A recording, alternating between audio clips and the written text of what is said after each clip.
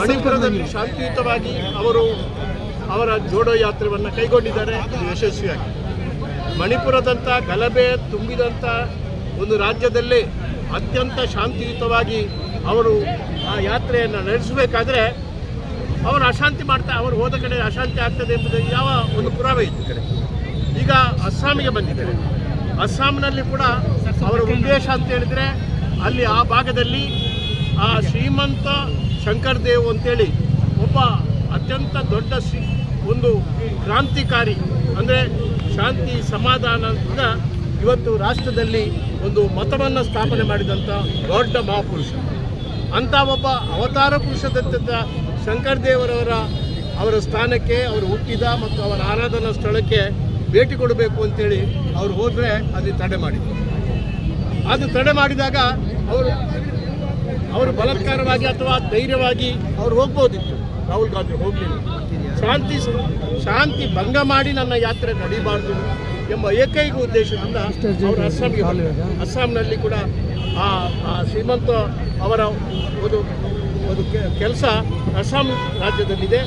ಅದೇ ಪ್ರಕಾರ ಅಸ್ಸಾಂನಲ್ಲಿ ಯಾತ್ರೆ ಮಾಡ್ತಾ ಇರುವಾಗ ಅಲ್ಲಿ ಕೂಡ ತಡೆ ಮಾಡಿ ಇಲ್ಲಿ ಶಾಂತಿ ಭಂಗ ಆಗ್ತದೆ. ಶಾಂತಿ ಭಂಗ ಮಾಡಿದಂಥ ಉದಾಹರಣೆ ಎಲ್ಲಿದೆ? ಅಲ್ಲಿ ಹಿಂದೆ ಜೋಡೋ ಯಾತ್ರೆ ಮಾಡುವಾಗ ಶಾಂತಿ ಭಂಗ ಆಗಲಿಲ್ಲ, ಎಲ್ಲಿಯೂ ಕೊಲೆ ದರೋಡೆಗಳಾಗಲಿಲ್ಲ. ಆದರೆ ನಿಮಗೆ ಗೊತ್ತಿದೆ, ಈ ಅಯೋಧ್ಯ ಯಾತ್ರೆಯ ಒಂದು ಸಂದರ್ಭದಲ್ಲಿ ಎಲ್ಲಿ ಆ ಯಾತ್ರೆ ಹೋಯಿತೋ ಅಲ್ಲಿ ಗಲಭೆ ಆಗಿದೆ, ಕೊಲೆ ಆಗಿದೆ, ಒಂದು ದೌರ್ಜನ್ಯ ಆಗಿದೆ.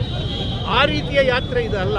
ಇದು ಕಾಂಗ್ರೆಸ್ಸಿನ ಯಾತ್ರೆ, ಗಾಂಧಿ ಯಾತ್ರೆ ಮತ್ತು ಶಾಂತಿ ಯಾತ್ರೆ, ಶ್ರೀರಾಮಚಂದ್ರನ ಯಾತ್ರೆ.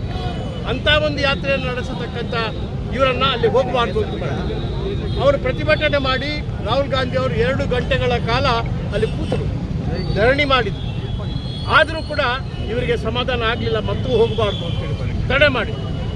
ಆದ್ದರಿಂದ ಇಂಥ ದೌರ್ಜನ್ಯ ಇನ್ನೂ ಬಹುಶಃ ನನಗನ್ನಿಸದೆ ಇದು ನೇರವಾಗಿ ಈ ತಡೆ ಮಾಡಬೇಕು, ಆತಂಕ ಮಾಡಬೇಕು. ಅವರ ಯಾತ್ರೆ ನ್ಯಾಯ ಯಾತ್ರೆ ಅದು ಯಶಸ್ಸು ಆಗಬಾರ್ದು ಎಂಬ ಒಂದು ಉದ್ದೇಶ ನರೇಂದ್ರ ಮೋದಿ ಅವರದ್ದೇ ಉದ್ದೇಶ. ಅವರ ಆದೇಶ ಪ್ರಕಾರ ಅಲ್ಲಿ ಇರತಕ್ಕಂಥ ಯಾರು ಮುಖ್ಯಮಂತ್ರಿ ಇದ್ದಾರೆ ಶ್ರೀಮಂತು, ಅವನೇನು ಮಾಡ್ತಾನೆ ಅಂತ ಹೇಳಿದ್ರೆ ತಡೆ ಮಾಡ್ತಾನೆ. ಅವ್ರು ಯಾವೂ ಅಲ್ಲ, 25, 30, 40 ವರ್ಷಗಳ ಕಾಲ ಕಾಂಗ್ರೆಸ್ನಲ್ಲಿ ಅಧಿಕಾರವನ್ನು ಅನುಭವಿಸಿ ಕಾಂಗ್ರೆಸ್ನಲ್ಲಿ ಸುಖವಾಗಿದ್ದು ಈಗ ಮತ್ತೆ BJPಗೆ ಹೋದಂಥ ಮನುಷ್ಯ. ಅಂಥವನು ಇವತ್ತು ನಮ್ಮ ರಾಹುಲ್ ಗಾಂಧಿಯವರನ್ನು ತಡೆದು ಇವತ್ತು ರಾಹುಲ್ ಗಾಂಧಿಯವರ ದಿನನಿತ್ಯ ಭೇಟಿಯಾಗಬೇಕು ಅಂತೇಳಿ ಹಾತೊರೆಯುತ್ತಿದ್ದವ ಇವತ್ತು ಅವರನ್ನೇ ವಿಶೇಷವಾಗಿ ಬಲಾತ್ಕಾರ ಮಾಡಿ ಮುಂದೆ ಯಾತ್ರೆ ಮಾಡಬಾರ್ದು ಅಂತೇಳಿ ಹೊರಟಿದ್ದಾರೆ. ಆದರೆ ಇದು ಯಶಸ್ವಿ ಆಗುವುದಿಲ್ಲ. ರಾಹುಲ್ ಗಾಂಧಿಯವರು ಅವರಲ್ಲಿ ಆ ಛಲ ಇದೆ, ಶಾಂತಿ ಸಮಾಧಾನ ಇದೆ, ಸಹಿಷ್ಣುತೆ ಇದೆ. ಆದರೆ ಅದು ಯಾವ ನರೇಂದ್ರ ಮೋದಿಯವರ ಅಸಹಿಷ್ಣುತೆ ಏನು ಅವರು ಗುಜರಾತ್ನಲ್ಲಿ ತೋರಿಸಿಕೊಟ್ಟು ಮುಖ್ಯಮಂತ್ರಿ ಇರುವಾಗ, ಅದೇ ರೀತಿಯಲ್ಲಿ ರಾಷ್ಟ್ರದ ಆಡಳಿತ ಪ್ರಧಾನಿ ಆದ ಮೇಲೆ ಕೂಡ ಏನು ಅಲ್ಲಲ್ಲಿ ತೋರಿಸಿಕೊಡ್ತಾ ಇದ್ದಾರೆ. ಅದಕ್ಕೆ ಯಾರೂ ಕೂಡ ಬಗ್ಗುವವರಿಲ್ಲ. ಅದು ಇವತ್ತು ಶಾಂತಿ ಸಮಾಧಾನ, ಮಹಾತ್ಮ ಗಾಂಧಿಯವರ ಸತ್ಯಾಗ್ರಹದ ಏನು ಒಂದು ಸಿದ್ಧಾಂತ ಇದೆ, ಸೂತ್ರ ಇದೆ, ಅದನ್ನೇ ನಂಬಿಕೊಂಡು ಬಂದಂಥ ರಾಹುಲ್ ಗಾಂಧಿಯವರು, ಕಾಂಗ್ರೆಸ್ ಪಕ್ಷ, ನಾವು ಶಾಂತಿಯುತವಾಗಿ ಇಂಥ ದೌರ್ಜನ್ಯಗಳು ಎದುರಿಸ್ತೇವೆ.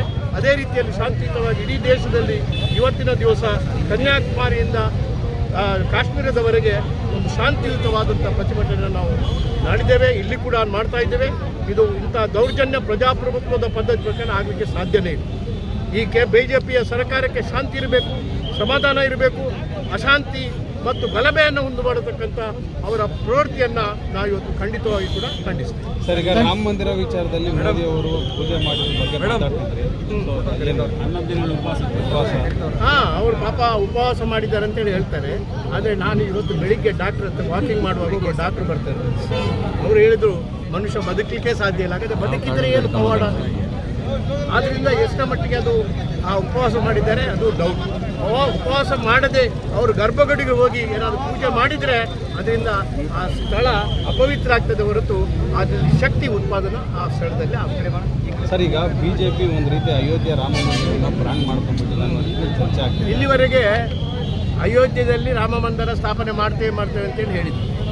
ಅದು ಹೇಳ್ತಾ ಒಂದು 25 ವರ್ಷಗಳ ಕಾಲ ಬೇರೆ ಬೇರೆ ರಾಷ್ಟ್ರದಲ್ಲಿ ಅಧಿಕಾರ ಮಾಡಿದ್ರು. ಈಗ ರಾಮ ಮಂದಿರ ಆಯಿತು. ಇನ್ನು ಮುಂದೆ ಏನಿದೆ? ಇನ್ನು ಮುಂದೆ ಅವರ ಮುಂದೆ ಯಾವ ರೀತಿಯಾದಂಥ ಇಶ್ಯೂ ಇರುವುದಿಲ್ಲ. ಇನ್ನೂ ರಾಮ ಮಂದಿರ ಮಾಡ್ತೇವೆ ಅಂತ ಹೇಳಲಿಕ್ಕೂ ಆಗುತ್ತೆ.